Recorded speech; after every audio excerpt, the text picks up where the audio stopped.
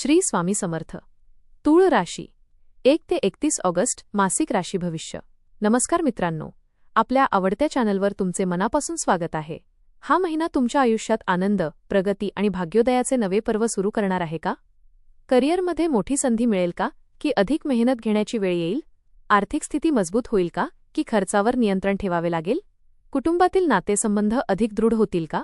प्रेम, शिक्षण, आरोग्य आणि व्यवसायाच्या क्षेत्रात ग्रहांची कृपा कितपत लाभदायक ठरेल?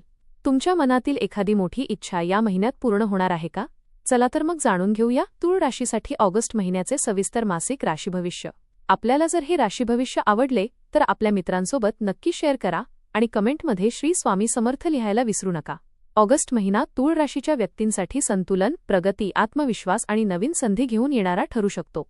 अनेक दिवसांपासून मनात असलेल्या योजना प्रत्यक्षात आणण्यासाठी हा महिना अनुकूल राहण्याची शक्यता आहे. काही अडथळे सुरुवातीला जाणवले तरी तुमच्या शांत स्वभावामुळे आणि योग्य निर्णयक्षमतेमुळे ते सहज दूर होतील. समाजात तुमचा मानसन्मान वाढेल आणि लोक तुमच्या मताला महत्त्व देतील. काही नवीन ओळखी भविष्यात मोठा फायदा करून देऊ शकतात.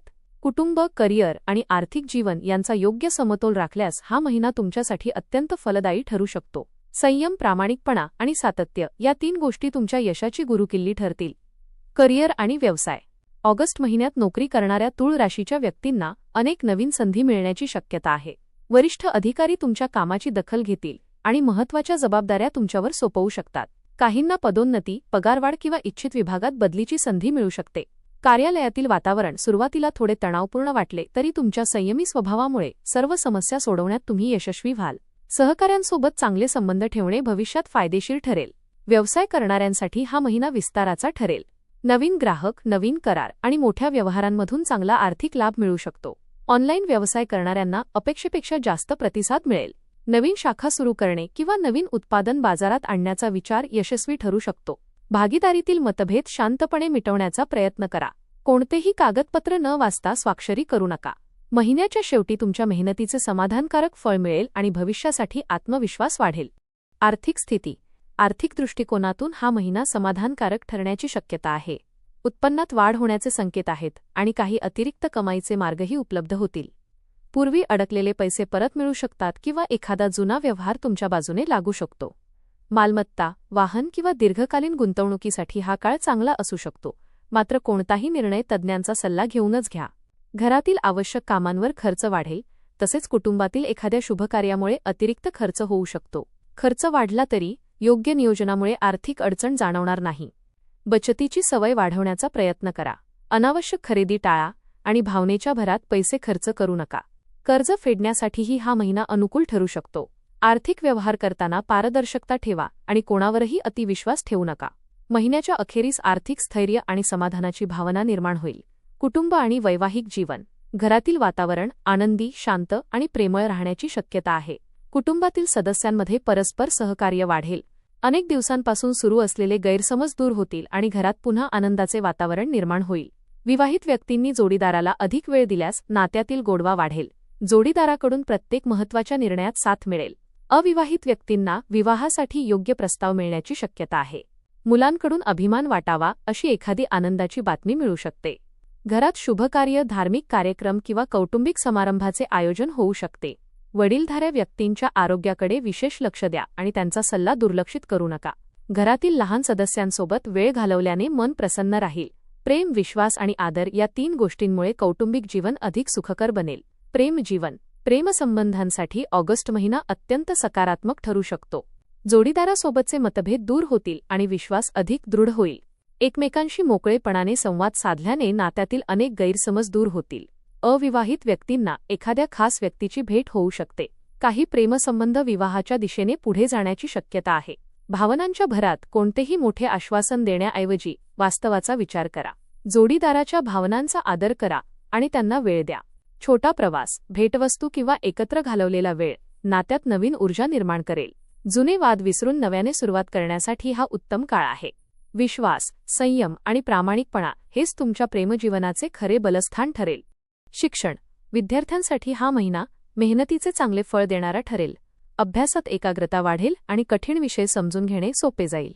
स्पर्धा परीक्षा, प्रवेश परीक्षा किंवा शिष्यवृत्तीची तयारी करणाऱ्या विद्यार्थ्यांना यश मिळण्याची शक्यता आहे.